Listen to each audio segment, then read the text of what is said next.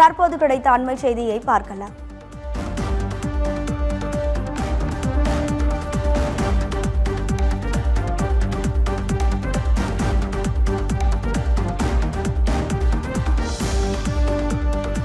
கொளுத்தும் வெயிலுக்கு மத்தியில் மக்கள் கூட்டத்தால் கொடிவேரி அணை களை கட்டியிருக்கிறது. இது தொடர்பான கூடுதல் தகவல்களை நமது செய்தியாளர் வேலுசாமி வழங்கிட கேட்கலாம்.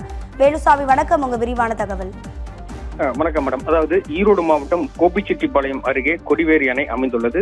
அதாவது பவானி ஆற்றின் குறுக்கே கட்டப்பட்டுள்ள இந்த அணையில் ஏராளமான சுற்றுலா பயணிகள் ஆண்டுதோறும் குளித்து மகிழ்ந்து வருகின்றனர்.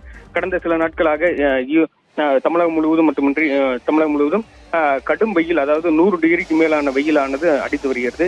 இந்த கடும் கொளுத்தும் வெயிலில் இருந்து சுற்றுலா பயணிகள் தங்களை குளிர்விக்க ஈரோடு மாவட்டம் கொடிவேரி அருகே உள்ள கொடிவேரியில் சுற்றுலா பயணிகள் குளித்து மகிழ்ந்து வருகின்றனர்.